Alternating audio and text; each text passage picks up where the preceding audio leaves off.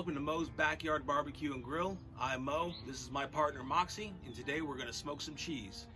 Smoking cheese is really easy to do and very rewarding. It takes a little bit of time, but once you get the method down, you'll keep smoked cheese in rotation in your refrigerator all the time. It will enhance your favorite meals, be a great snack whenever you need it. It's delicious. I really enjoy smoked cheese. It can go on your sandwich, your burger, enhance the flavor of some of your favorite foods, and even be a snack by itself. Another thing I like about smoking cheese is that nearly everyone can make it without special equipment, which I'll be going through some of those methods today in addition to my own personal method.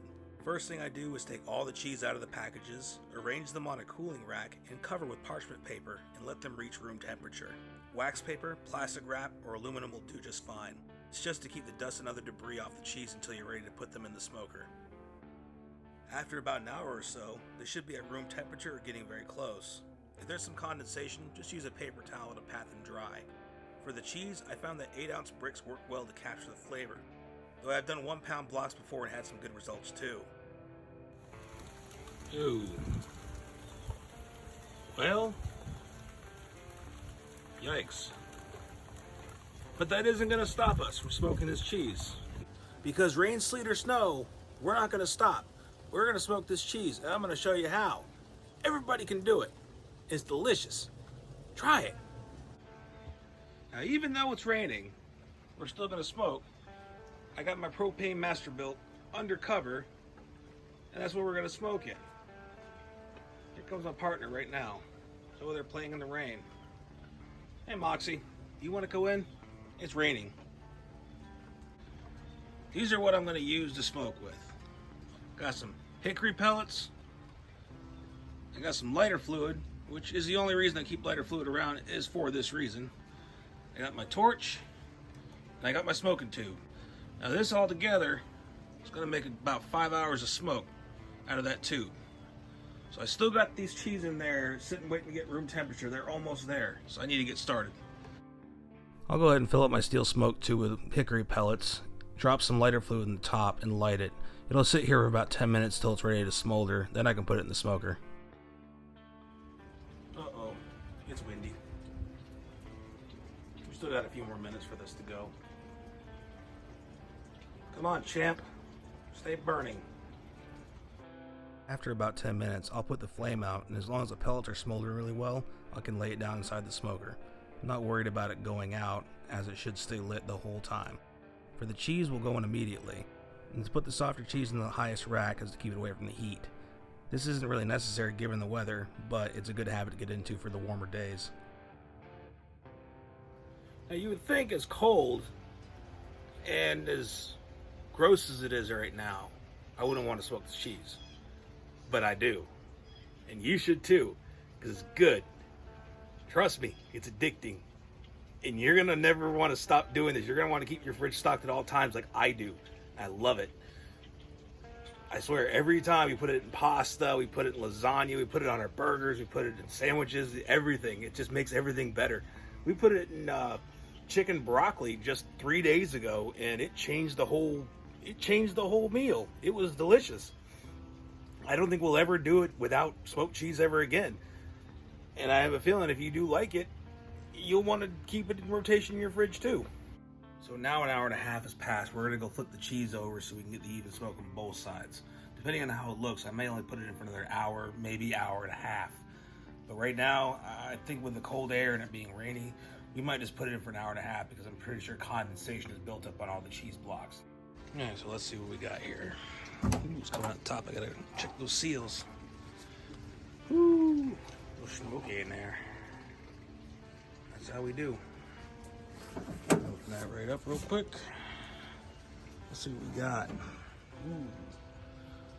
Looks like we got a good coating going on both sides here. Alright. I'm thinking maybe we'll go the full hour and a half. As good as it look really good when we're all done.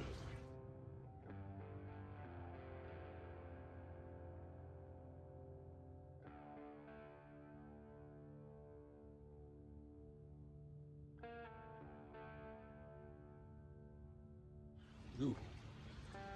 There you can see that Gouda's really taking the smoke right there, right around the edge. When it's done, it's gonna be great. With a little bit of condensation in that Gouda, so we're just gonna pat it down real quick.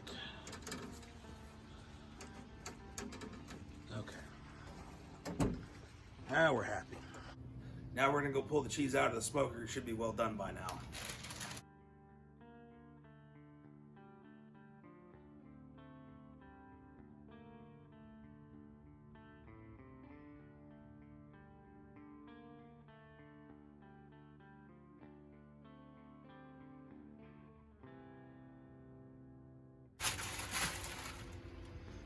Wow!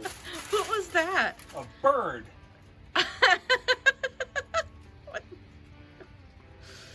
Woo!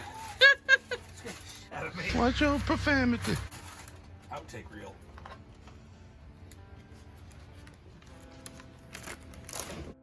Some cheese types absorb smoke better than others. Gouda is a personal family favorite of ours. We get a wedge this big at Costco. The other blocks, though, 8-ounce blocks of cheddar, mozzarella, pepper jack, etc., come from Aldi or Lidl markets.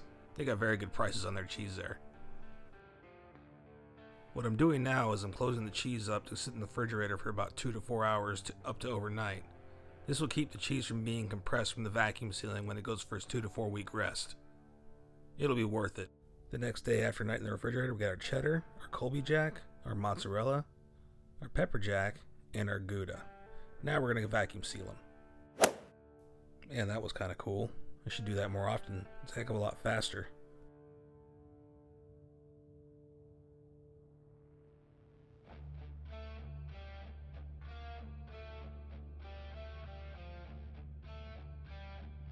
While I'm cutting these open, this will tell you that I've had some really good luck with some good cheeses, but I've had some bad luck with other cheeses.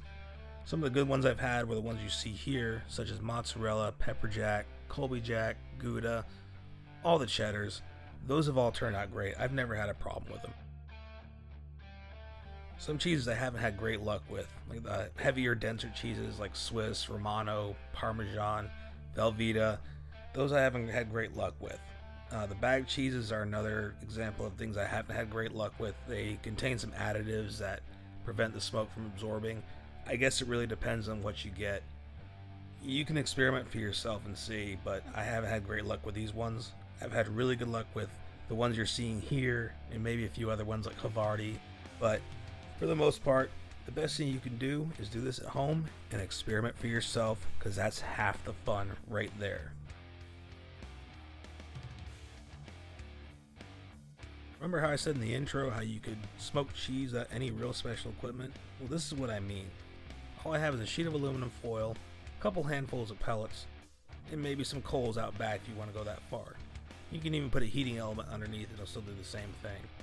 All you gotta do is fold the pellets up in a nice sheet of aluminum foil, flatten it out, fold it up. Now, you turn it over, you just poke holes in it with a knife. That'll give you a nice place for the smoke to escape. Give it a shot. Don't think you'll be disappointed. I would recommend though making a few of these because these will only tend to last about 20 to 30 minutes.